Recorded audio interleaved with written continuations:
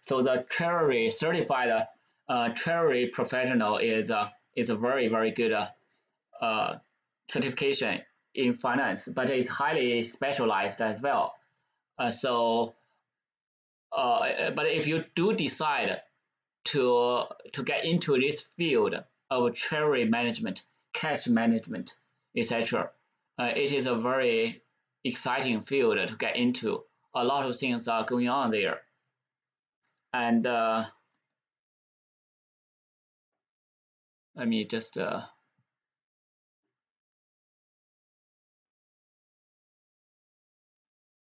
so the exam is to test whether you master the skills and the knowledge related to cash management and capital management, especially related to corporate liquidity. And now this is shifted more to risk management as well. And once you have this certification, or before you have it, you can get into these jobs. You can get into corporate treasury management jobs. You could become a cash manager. You could manage working capital, like account receivables, account payables, etc. And you could be the one responsible for raising funds from the capital markets. And so it's fairly evenly distributed among these functions. And these are the topics covered in the exam. And then you can decide whether it's overwhelming or not. So let's count how many. 1, 2, 3, 4, 5. That's another 5, 11 bullet points here. So number one is liquidity here. Okay. Number 2 is optimal cash. So build an optimal cash portfolio. See, the company has $1 billion cash. So where do you place the cash? So how much you should invest in which category? That is very important as well. Working capital management. Okay, working capital management. That's what we are going to cover today. Working capital management and understanding of different payment systems. So nowadays, the payment systems, there are more and more new technologies. Like you have pay cards, right? You have P cards. You have I think companies still use checks, but using cards tend to become more dominant. And then you are dealing with invoices for sure, and a new system is emerging is about blockchains. So the use of blockchain in payment systems, etc. And another topic is about the risk management. And as our project will show, this is one of the topics as well. How do you optimize capital structure? So this is kind of topic we covered, and this topic we'll cover today. And this is related to international finance, looking at cross-border funds. Like a lot of countries, they have capital controls. You cannot move money in and out easily, so that in that case, you do netting, multilateral netting. And for each company, big companies, they usually have a centralized treasury, or they could have a decentralized. So that deals with capital movement across borders. And of course, you need to work with other departments. This requires communication skills and ethical behavior and corporate governance. And these are the soft skills. I would think these are the soft skills. Okay, soft skills. And these are what I would term as the technical skills.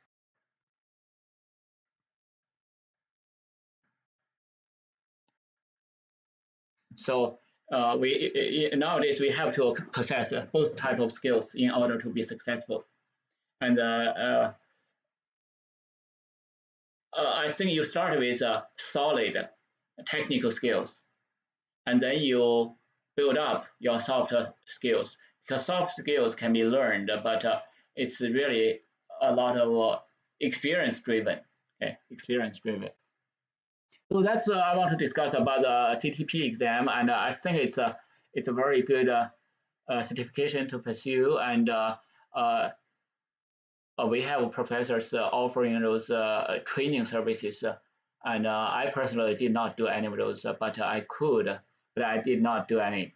Maybe in the future I'll do something. Right now, it's still too busy. So the reason I took that exam is they paid everything actually for me to take the exam, but I was thinking about it, to become a instructor teaching those courses, but later I did not have enough time to do anything there. So today we are going to talk about working capital management, and we have about 40 slides, 42 slides, and covering these 6 topics. So first, let's do an overview. Let's do learning objectives. So define these terms, and specifically how we are going to calculate this. Okay, how we are going to calculate it. And then we look at the cost of trade credit. Next, we'll look at different ways company can provide trade credit. And the last 2 points related to our credit policies and the monitoring of this account payable, inventory, cash, account payable, receivable. I was in a conference call actually. Which company? Certified. Certified is competing with SAP. Both of those companies do cash management, and so I did a conference call with them, try to find out their solutions for small businesses. I have a small business, but I don't have a big one yet. So hopefully it will grow. So overview of working capital. So what is working capital? Working capital refers to the short-term day-to-day operations, the capital used in the short-term day-to-day operations, and usually it is 1 year or shorter. Okay, 1 year or shorter, and specifically it has these components, these 4 components specifically: cash, inventory, receivables, payables. And if you manage your working capital well, it will enhance the company's value. Because think about this, if you reduce your inventory requirement, then that fund, that capital can be released, can be used somewhere else. That itself will add value to the company. And think about this, if you can collect from your customers more efficiently, quicker, then you have more funds at hand can be deployed to other uses. So the working capital management will not change the firm value dramatically, but any increase is appreciated. So this is important. Okay, so add value to the company. So here we look at the cash cycle. When the company is running out of cash, the company is broke. And Elon Musk mentioned Tesla is just 1 way or 1 week or 1 day away from this bankruptcy, going under the water. Because if he could not secure the funds, I remember he did an interview. He said literally the day before Christmas, he was calling a lot of people try to secure some funds, and eventually he did get one. Otherwise, you probably won't see Tesla today. Cash is very important. And traditionally, so the company will order these raw materials. So you need to pay, right? And then you make products. And then you sell to customers.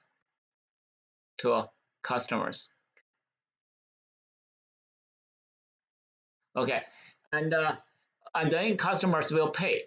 So this is you pay cash out. This is a cash outflow, right? And this is a cash inflow.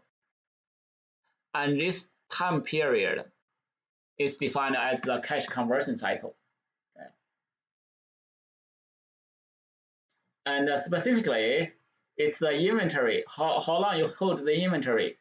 So once you make the products, it may sit there for 3 months before you can get it sold.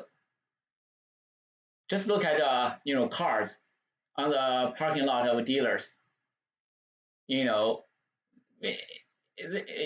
get the cars, like the dealer get the cars. They couldn't sell every car within just the same month, right? So usually, sometimes it may take a few months, maybe 2 or 3, to sell that car. So that's the inventory period. And account receivables, account payables. So it's a sum of these two minus this other one. So you could delay. Say here, you don't need to pay your supplier until a certain date. So your cash conversion cycle can be shortened. And these three, if you notice, this will be on top. This will be on top of the equation. And this inventory and account payable related to your cost. So the cost is at the bottom. And account receivable is related to sales. So the sales is on the bottom. And we are going to do some calculations too. So here is another illustration of the cash, the operating cycle. So this is your whole operating cycle. Whereas the moment you paid your supplier to the moment you collected your cash, that's your cash cycle. And nowadays, because a lot of high-tech companies, they could even reverse this. They could have a cash in here, cash in and cash out later. So if this is the case, it's a negative cash conversion cycle. So basically, the company gets a free loan, like a Tesla. Tesla announced, okay, hey, we are building this truck. If you put in $1,000, deposit, you get in line, right? So suppose 1 million people put in the order, then you have $1 billion right there for you to use, right? And Amazon and many companies right now, they have negative cash conversion cycles. The shorter the better for the company, okay? The shorter the better. And if we look at the working capital management, it's different across different industries. And recently, if you look at Coca-Cola, roughly it's this.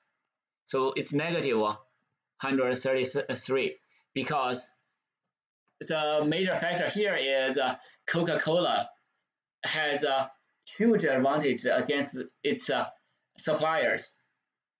So usually Coca-Cola will delay the payment by up to a year. So hey, you sell to us, I take your product and I'll pay you, 297 days later. Okay, so it has the advantage there. If you look at Amazon, the same thing. Okay, same thing there. Okay, Amazon. If you look at Apple, so you see a lot of negatives nowadays. This is 20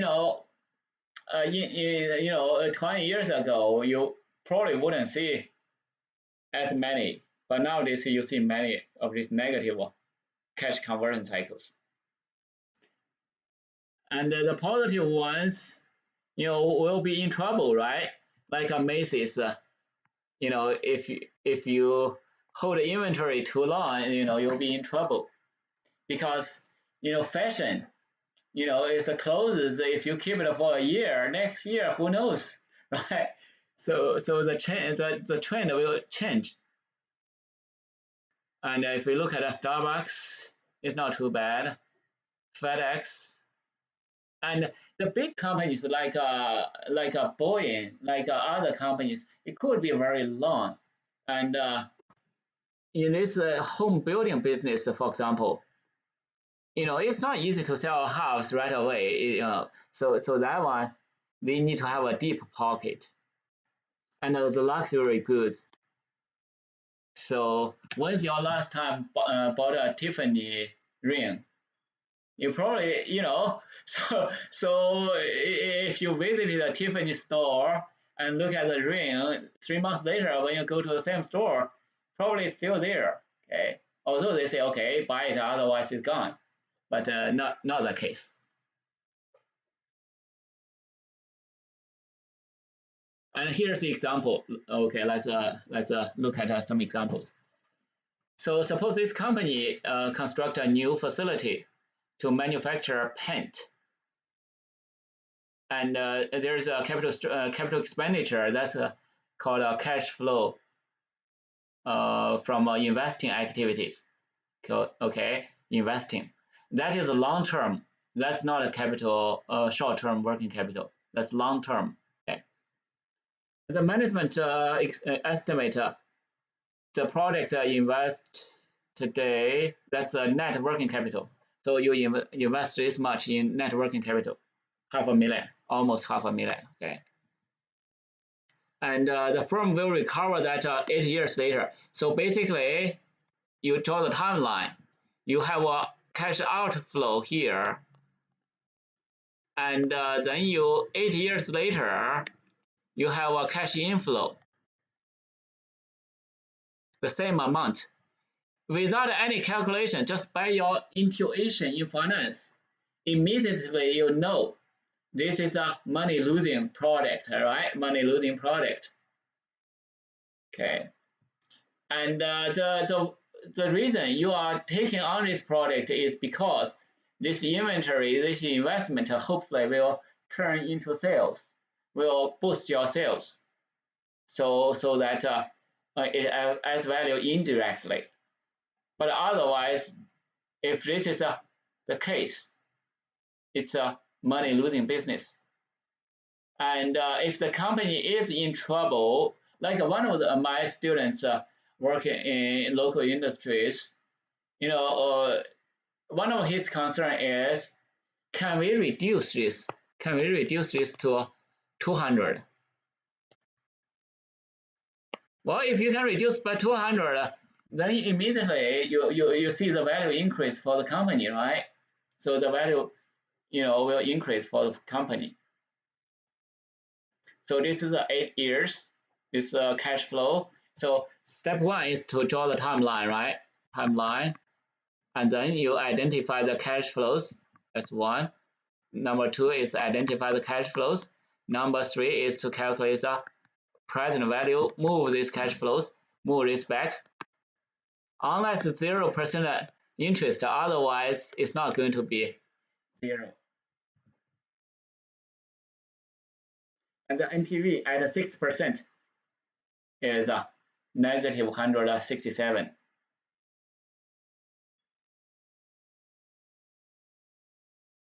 So it's a losing value.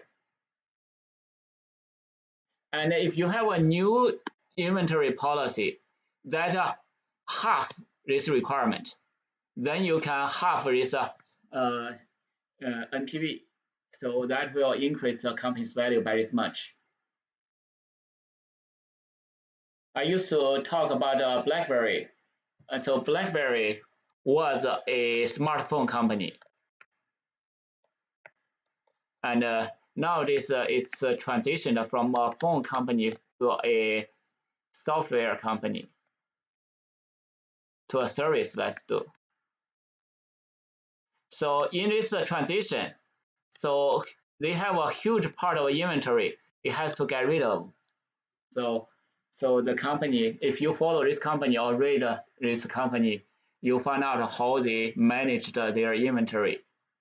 So essentially, they signed partnerships with other companies to outsource that inventory management. So that's inventory management. And the next topic is about trade credit. Trade credit is a credit that you extend to your customers. To your customers, so you want to make your customers happy, and you say, okay, you buy from us, and you don't need to pay, for until 30 days or 60 days. Okay. So there are various terms, and who is demanding those terms? That's driven by competition mostly, because for the industry, if they are doing net 30, you better do the same, right? Unless you have a reason to not do the same. But then our job is to understand these terms, so you have the same common language when you get into the job. So what is net 30?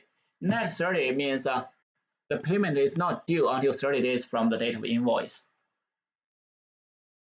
And it could be net 15, net 60, net 45, net 20, all over the places, okay? And beyond that, before net 30, they have 210. What does it mean? That means if you pay within 10 days, if the customer pay within 10 days, they'll get a 2% discount. 2% for 10 days. That's crazy, right? So most companies should pay. So the company can collect cash sooner than expected, okay? But there's a cost, right? Why 2% discount? Why not 1% discount? Why not 0.5% discount, right? So what is this cost of this trade credit policy? We want to find out what's the cost of this. So the cost of trade credit, in this case, if we think about this $2, 2%, right? So you pay 98 and you save that $2. So that's equivalent to 2%, almost 2%, just a little more than 2%. So that is you pay on day 10, okay? Pay on day 10. So here, day 0, day 10. Some firms, believe it or not, they pay on day 1, day 2, day 3. Why do you pay early, right? You should wait till day 10, right? Sometimes I pay early too. See, I receive my, whatever bill, I just want to pay it right away. I should wait, right? But hey, those are small dollars, so you don't want to miss the payment. So you paid on day 10. Theoretically, then you get this. If you don't pay that, if you pay on day 30, then for this 20 days, you are carrying this interest rate. Okay, you are carrying this 2.04% interest rate. That's for 20 days, right? Because if you pay here, you save that interest. So you can kind of here you have 98, here you have 100, right? Do you choose this day or this day? If you indeed choose this day, that's your cost, right? $2 more. $2 more for 20 days, right? $2 more for 20 days. So the rate is this much. If you annualize, if you use this annualization method to annualize this rate, that converts to a 45% annual rate. That's very high. Okay, very high. And by not taking the discount, so the buyer essentially is paying that to finance the purchase. And of course, there are reasons companies not taking the discount because they are having trouble getting a loan. They just need the cash. They couldn't, they don't have the resources. Okay, that's why you have the quicken loans. You have those, extremely high. You have people taking on credit card debt. The credit card debt is not cheap. With 20%, it's very expensive. If you have a credit card debt, you should really, really think about paying it off as soon as possible. Just don't go out to eat a lot. Save some money, pay it off. Okay. I usually do not go out and eat. I really maybe for the last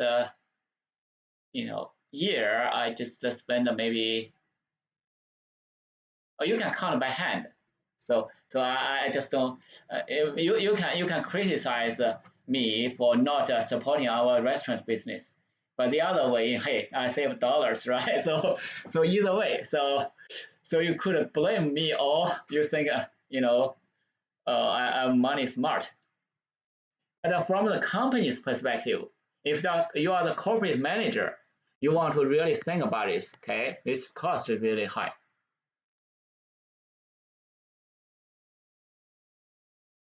And there are benefits of trade credit, and it's simple, and has lower transaction cost, and it's flexible. So that's trade credit. There are a lot of benefits.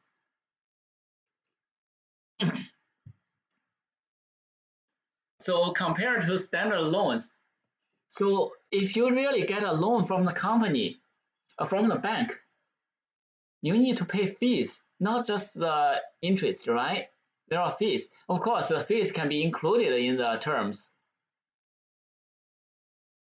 So it's a comparison. You see which one is better, okay? Then you make the right choice. Here's one example. A few years ago, we went to the car dealer and tried to get a car, buy a car.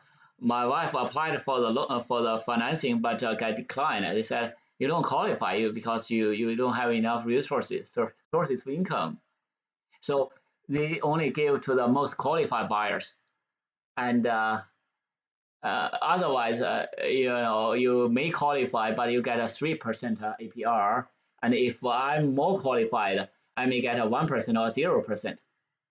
That's because of your credit history and the source of income, etc. But that's from the consumer's perspective. Then from the business perspective, it is the manufacturers usually offer this low cost of financing.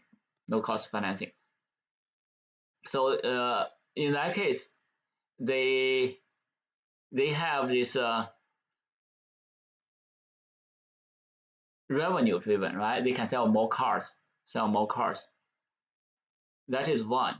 Another is with this financing, sometimes it's profitable by itself. Okay, by itself.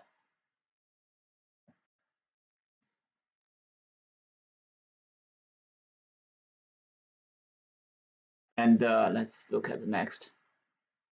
The next topic is called float. If you are not in the working capital industry, you probably don't know what is float.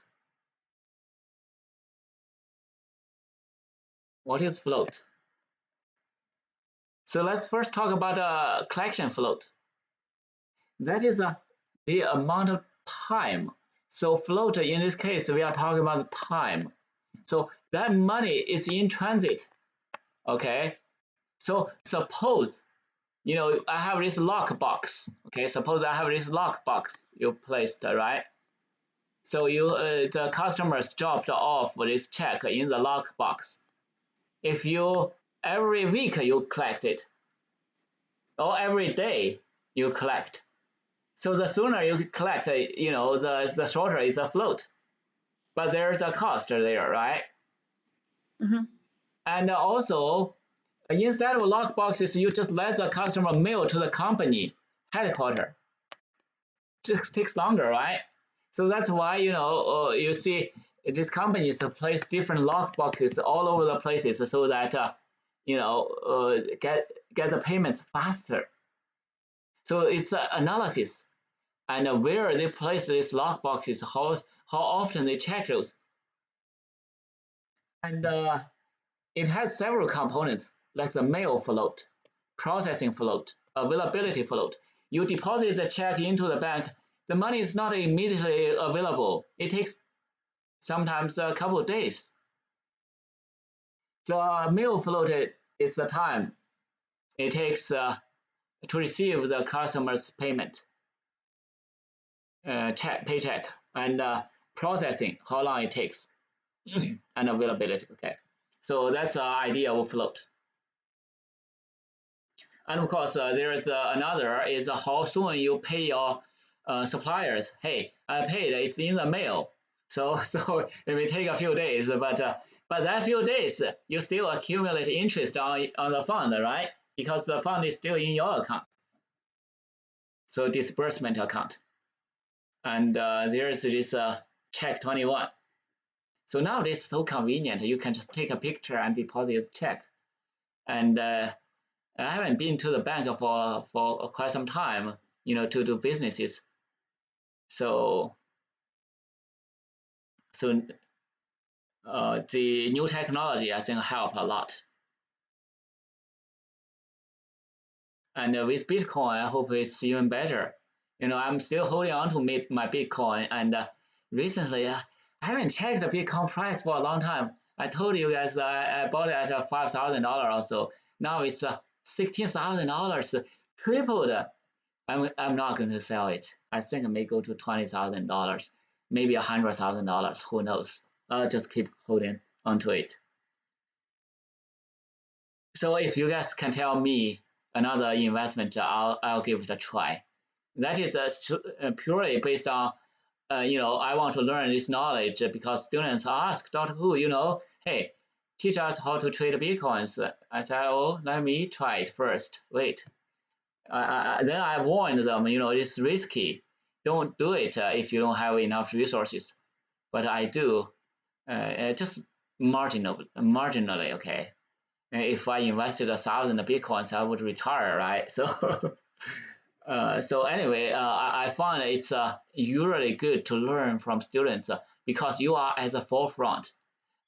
You really, you get to know the new technologies much sooner than we do. So if you have seen anything new, shoot me an email, drop me a line, and I may, triple my investment. And then I can brag about it, for future students, right? And I just got a paper on Bitcoin accepted day before yesterday, and the paper is about Bitcoin price manipulations. So I did studies. So not only I invested in Bitcoin based on my students' input, I also started a number of research projects. I got 2 papers published on Bitcoins. I'm working on the 3rd one. And I also started this crowdfunding paper and just a number of papers so that you may think a question from a student is, hey, why should I think about that question, right? But I do take questions seriously. And if it's new, I want to pursue it. And as I discussed, I pursue this fuel cell SBIR or dealing with the Department of Defense, the Air Force. And that's something new to me. Once I learn those concepts, if you guys need help later on, send me an email. I'll help you out. Okay. So now you are my students. Later you are my friends, right? So managing float is important. Receivables. Receivables management is related to. So there are 2 things. One is the dollar amount. What's the amount of receivables? And the other is timing. Okay. So these two things. not only we need to manage the amount, we also need to manage the timing. And that's what we call the credit terms, collectively called a credit policy. And we could measure the efficiency in account receivable management. We look at account receivable days, how many days sales outstanding. And we also look at the aging schedule. If you are in the healthcare industry, you see the customers don't pay bills on time. So you may have an aging schedule. Let me show you one. Okay, here. You see 220 accounts, 15 days outstanding. And there are 20 accounts. These are the things you need to pay attention to, right? You know, these customers might be in trouble and you may never recover this amount, right? And this you should pursue as early as possible, right? And then you can look at the distribution. So that's what we have for the aging schedule. If you are working for a company, they don't have one, and you could help them prepare one. And then you know who you should call to follow up, right? And you could also compare across companies, looking at this. I've done a project for AFP using machine learning to predict the account receivables. So you could predict when you are going to. So basically, we are trying to predict the probability of this receiving this amount, okay, and also probability of default. So here's one example. The term is 310. What is 310? 310 means so 0, 10 days. Oh, I should say this is 10 days, 20 days, 30 days. So if you pay here, you only need to pay 97. Otherwise, if you wait 20 more days, you pay 100. So here's you pay 3% or more than 3%, right? $3 more. Let me see, $3 more. Yeah. So the account receivable includes this much outstanding for 10 or fewer days. So you have a schedule 0 to 10 or 1 to 10. You have 100,000, right? And you have 11 to 30. So these guys paid early, right? They took advantage of that 3%. These guys did not. It's a 300,000. And these have late payments. So you may have late payment penalties, etc. So prepare an aging schedule. So just based on that information, you have these days, and then you have these amounts, and then you can calculate a percentage. That is an aging schedule. You could, over time, you could look at the company's performance, you know, whether you are collecting on time or not.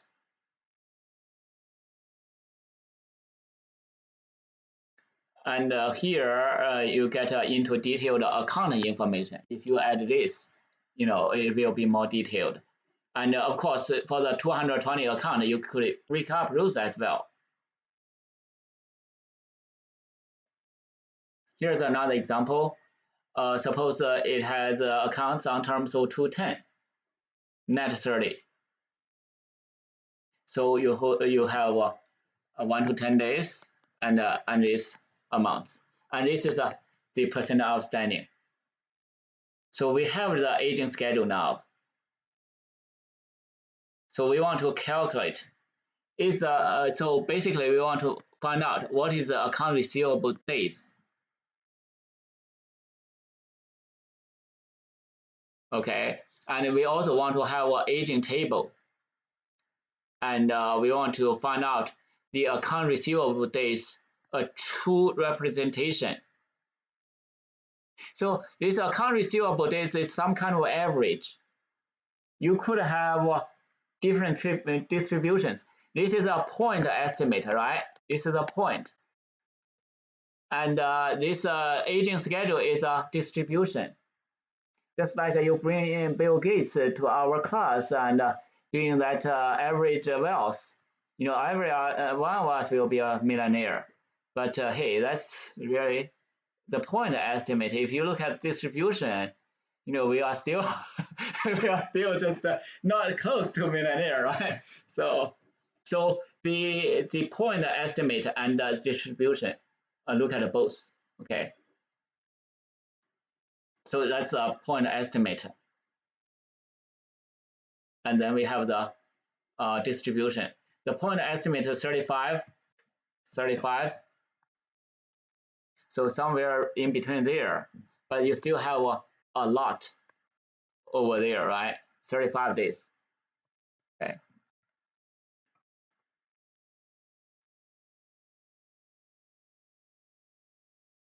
So compared to its 30 days credit policy, so you have quite a few accounts, late payments. So the company is taking too long to collect. Fire the account receivables manager, right? Replace with a new one. See if you can collect faster, right? Maybe there are other reasons. Do not fire people easily. I have a friend. He is his restaurant owner, and everybody loves him. And I was talking to his wife the other day, and she told me, Mike, so his name is Mike. Mike never fired a single employee, never, ever. No matter, he always worked with the employee, never fire anyone. Unless, you have a different reasons, so you leave the restaurant. But otherwise, once you started working for him, it's you quitting the job, but he's not firing anyone. That's why, I was impressed. I hope, of course, the professor job is pretty secure as well. But I think I really admire him quite a bit. Monitoring accounts payable. So you could potentially looking at your account payable for certain customer and see if they are struggling or not. And you may find out why. If it's a big customer, you want to really pay close attention. So in that case, you want to set up a benchmark, see if there are deviations, see why they so. So that's kind of receivables. Then you have payables.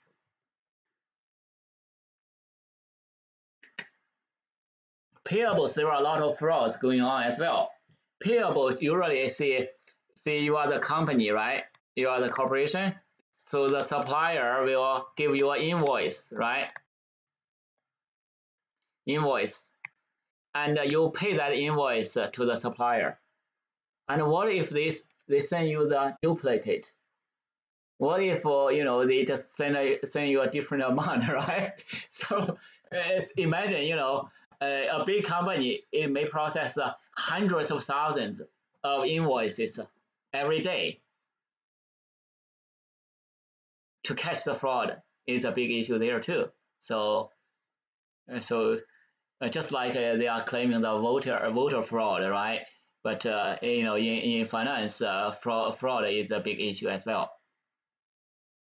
And invoice management is very important as well. So you have different approvals, etc. And I heard this is a real thing. Okay, it's real, for real. A real story like this. So it's a big company, and the CEO and CFO has authorities to write off checks. Okay, and one day the CEO was traveling abroad, and the CFO got a message saying need to transfer fund to so and so, just a couple $1 million immediately. So the CFO did, and later find out it's not really from the real CEO. So it's they just faked everything, and sometimes they just hijacked his phone or whatever, and once you wired out the money, you could not get it back. So be very careful, very careful. Once money is out of your bank account, it's really hard to get it back. It's really hard. So before you sign off anything, just make sure you check. And the CFO, I think, did not do a really good job. Did not. At least he should at least find out. But the problem is, it's hard to connect to the CEO, and due to the urgency nature of that message, he made that mistake. Yeah, I was in a conference, and I talked to that person, and they told me the real story. So invoice fraud. So make sure if you are interested, try. One of the things topics very hot online is called Benford's law. I even recorded a few videos. You probably, if you subscribe to my channel, I didn't do fancy work. I don't think people are interested in fancy work. I just did simple work. Just did a couple of Excel charts. Because if you get into statistics, who cares, right? So it's journals may care about it, but using Benford's law to detect voter fraud. And what I found is in the US, the voting system is really robust. I couldn't detect fraud anyway, so I think I still have confidence in the US voting system. But of course, at the state level or at the district level, on a single count, two votes, on those minor issues, I believe yes. But overall, the whole system, well, I don't know for sure, but I'll be shocked to see if there's such a wide spread. So I don't believe so. I think it's a conspiracy theories. So, but I tried my best to find out if there is a fraud or not. And if you are interested, look at some of my videos, and you learn some Excel techniques as well. I covered quite a few cool Excel techniques. Even in Amazon, Doctor Who, there's a different team wherein it completely works on the risk and fraud with the accounts of the customers. There's a different team that handles all the fraud, risk management about if there's any fraud going on or no. There's a separate set of team that looks after it. Exactly. Yes. All big companies, they are doing these fraud detections, and there are multiple ways to do it. So you have statistical tools, you have these trails, and there are just many ways. And Amazon, Walmart, and some big companies are doing that. Even small companies, one day not intentionally, I send an invoice, a deposit invoice to the company, and I did not get paid for that. Then I kind of after performing the work, I send another invoice of the full amount. So here's the issue, right?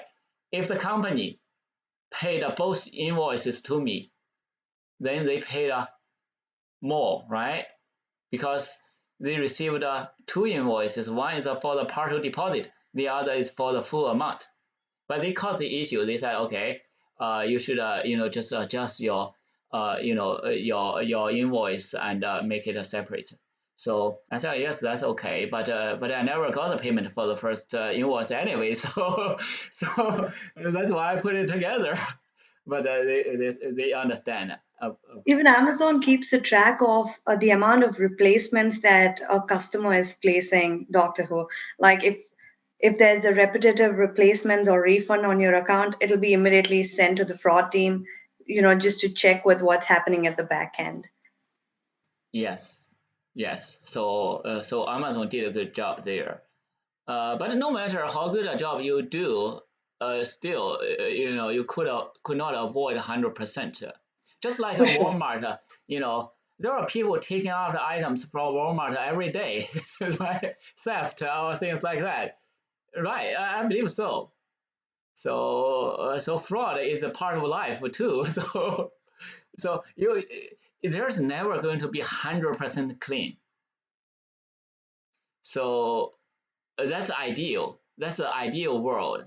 If you are the CEO of Walmart, if you tell your employees, hey, we want to do 100%, no, I don't think there's no way you can do it. For a small company, even the restaurant, I have several friends, they are restaurant owners.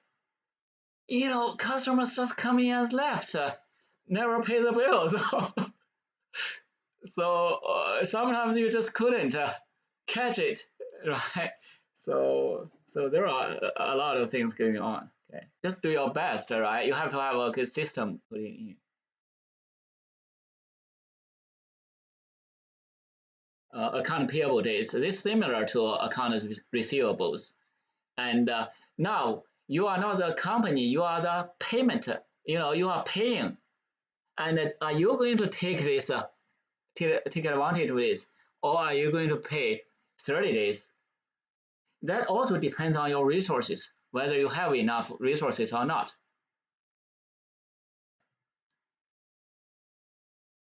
And we have a similar problem here. 215 would be in the 15 days. You easily draw this. This is 15 days. This is a 0 and 40 days. And if you pay here, is you pay $98. Here you pay 100. So you lose $2 in between these 25 days. So what is the discount? And let's say chooses to forego the discount is a company managing its account payable well.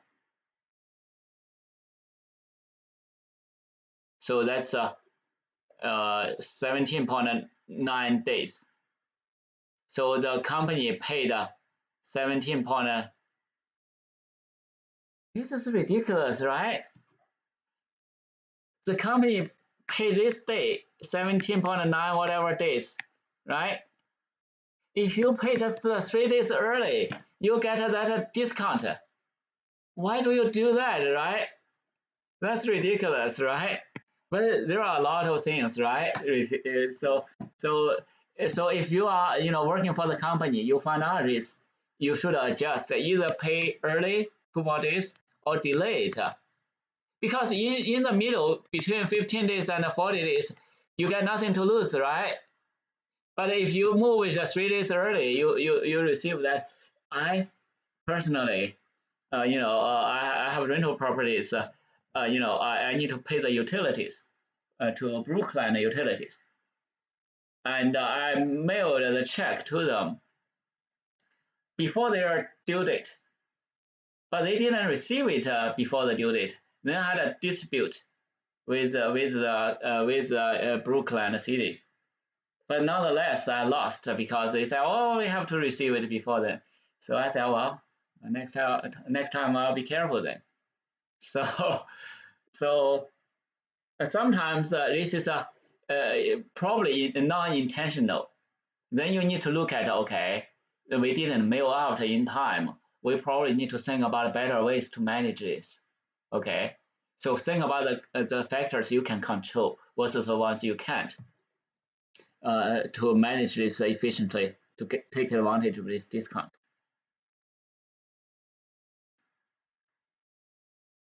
And sometimes we can stretch the account payables, pay as later as possible. I did this too. So sometimes the payment is overdue. So what? I just let it overdue, right? So I just wait. And sometimes you have late charges. Sometimes you don't.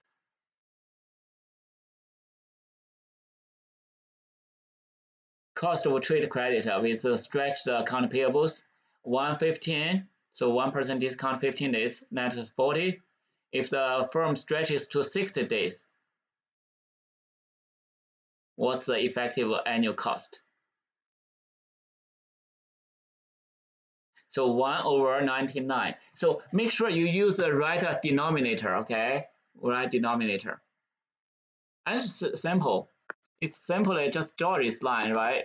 0, you get a 40, you get 60, right? So if you pay here, you pay 99. Otherwise, you pay 100, right? So this 99 becomes, this is a $1 over this 99. It's really simple if you draw the timeline. And delay it until the 60th day. That's another use of 45 days.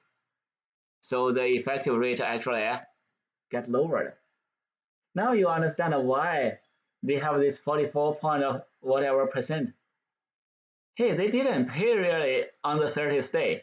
They paid maybe 60 days later. So, and because it's a big customer, you couldn't impose more penalties. You don't want to lose that customer. So that's kind of the part of the strategy. You see, if extended to that many days, the cost is not too bad. Inventory. So that's another part of our working capital. There are benefits and costs of inventory, and there are costs of just in time as well. Like just in time, if you are talking about respirators, right? You are doing this all along until this COVID-19 came, and hey, we don't have enough, right? And the cost just goes up dramatically. So there are pros and cons too. So inventory, I'm not going to cover too much of this inventory because it could be by itself easily a separate class. So there are a lot of things, especially the technology. Cash management. So holding cash or use that cash. So for the company, suppose it has $20 billion in cash, right? So one of the argument is why don't you just buy so and so? You buy this so whatever company, okay? You could acquire other companies, right? So once you have this cash, you have a lot of opportunities opening up, okay? But once you have acquired another company, then that cash amount gets reduced and reduced. Talking about BlackBerry, BlackBerry did acquire this company called Silence. BlackBerry used to have $3 billion in cash, I think, and then it made a lot of acquisitions, and recent one it spent $1 billion on Silence. That is 2 years ago, I think. BlackBerry bought Silence about 2 years ago, and earlier this year, the company said, okay, we are going to write off 800 million. Why? Because this didn't work out.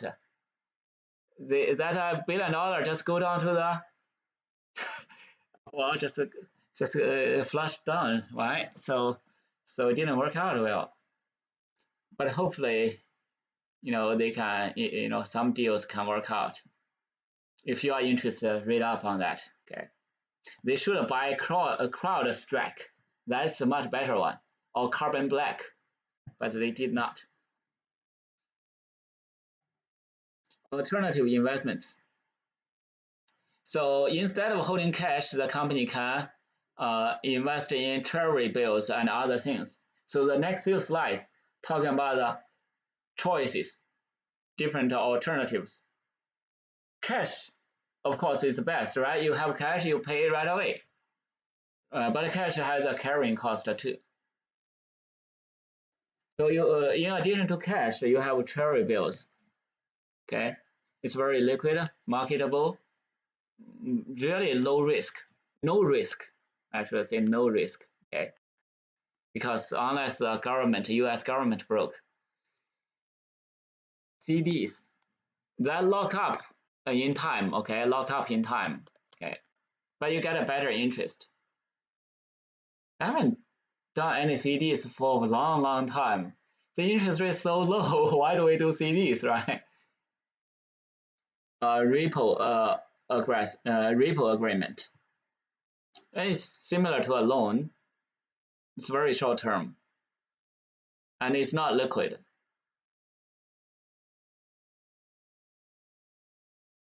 And banker's acceptance, that's part of the international trade related issue. Okay, see exporter, right there. So that's usually covered in international finance. Commercial paper is considered a short-term loan. It's in the middle between cash and a bond. It's a short-term loan. Okay, typically 1 to 6 months, but you can roll it over from 6 months. You do another round. Then it becomes a longer term. Okay, but it's no active market, no active or secondary market. I believe this is almost the last one. Short-term tax. So sometimes you have tax benefits.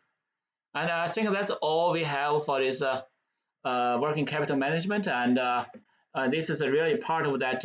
If you ever going to take the CTP exam, it's going to be part of that exam. And that exam, there are a lot of calculations, and most of the calculations are fairly straightforward if you understand the topic correctly. And I hope it's helpful if you are doing any of this. But otherwise, it's an essential topic in corporate finance. Thank you for sticking through all of these slides. It's kind of very long and a little bit boring too. So